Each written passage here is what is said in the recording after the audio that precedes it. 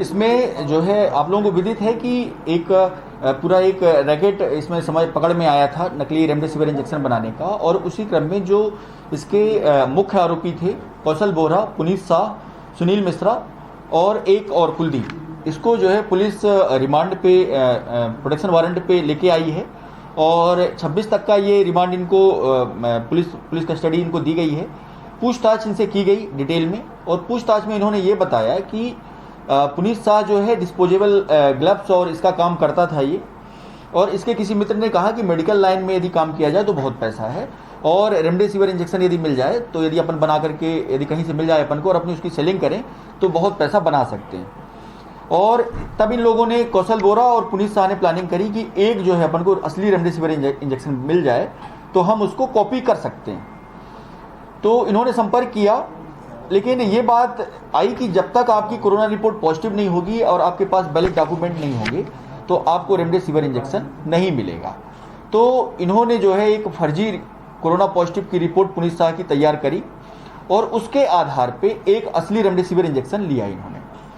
इसके बाद उसका सीसी का साइज, उसका जो रैपर है वो और उसकी क्रैपिंग है, उसमें जो कंटेंट है उसी तरह का दिखता हुआ उन्होंने सोचा कि ये कैसे बन सकता है। तो ये बात उनको पता थी, चूंकि मेडिकल लाइन में कई दोस्त थे उनके, तो ये उनको पता थी कि जब भी कोई मरीज भर्ती होता है तो शुरुआत में ग्लूकोज इंजेक्शन लगाया जाता है, तो ग्लूकोज लगाने से कोई मरता नहीं है। दूसरा ये उनको पता था कि शुरुआत में जो है कुछ एक मात्रा नमक की भी रहती है ऐसे में, तो वो भी दी जाती है, उससे भी आदमी मरता नहीं है।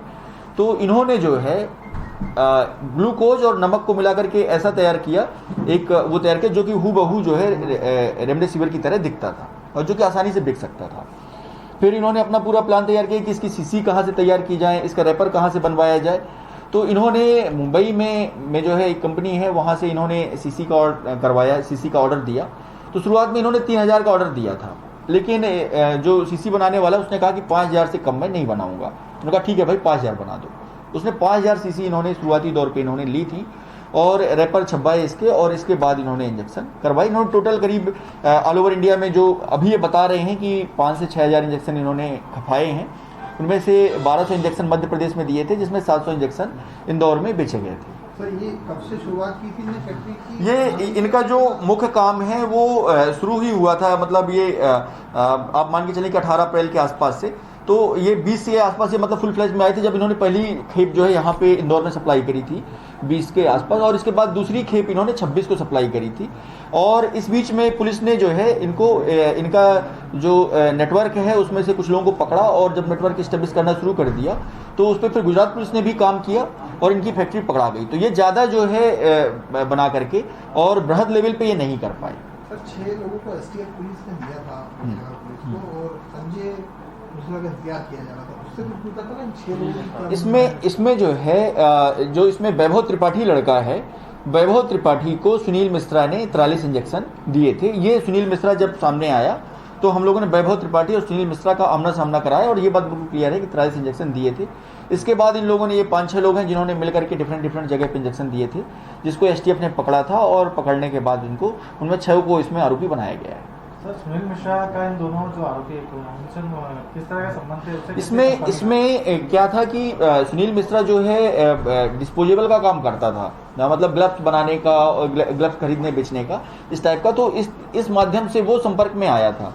बाद में जब रेमडेसिविर की जरूरत पड़ने लगी तो रेमडेसिविर इसने जो है इनसे संपर्क किया, तो उन्होंने कहा कि ठीक है मैं प्रोवाइड करा दूंगा, और इस तरीके से ये सुनील मिश्रा संपर्क में आया। कायदे से अभी तक जो बात सामने आई वो ये है कि शुरुआती दौर में सुनील मिश्रा को भी नहीं पता था कि ये जो है इंजेक्शन नकली दे रहे हैं इसको। बाद में जब ये पता चलने लगा कि ये जो है ये इंजेक्शन कई बार शरीर के अंदर जाने में दिक्कत हो रही है कुछ मरीजों को, तो फिर इसको पता चला कि ये नकली हैं। तो इसके बाद फिर इसने जो है तब भी इसने रोका नहीं उस चीज़ को, तो दोषी तो है। सर क्या मुंबई से जहाँ पर स्टिकर वो बनवाए थे उन पर भी कार्रवाई? बिल्कुल, इसमें जिन लोगों ने जो है इसके नकली स्टिकर तैयार किए हैं और कॉन्स्पिरेंसी में शामिल थे, नकली इंजेक्शन बनाए हैं, वो सभी इसमें आरोपी बनेंगे। सर जो रेमडेसिविर कंपनी है उससे भी पत्राचार किया जाएगा? हाँ बिल्कुल, इसमें जो रेमडेसिविर की कंपनी है जिसका इन्होंने किया है उससे भी हम लोग संपर्क कर रहे हैं और उसको भेजेंगे। और इसमें भी जो कॉपीराइट एक्ट, इसमें ट्रेडमार्क का इसका उल्लंघन है ये, तो उसका भी जो है इसमें धाराएं बढ़ाई जाएंगी।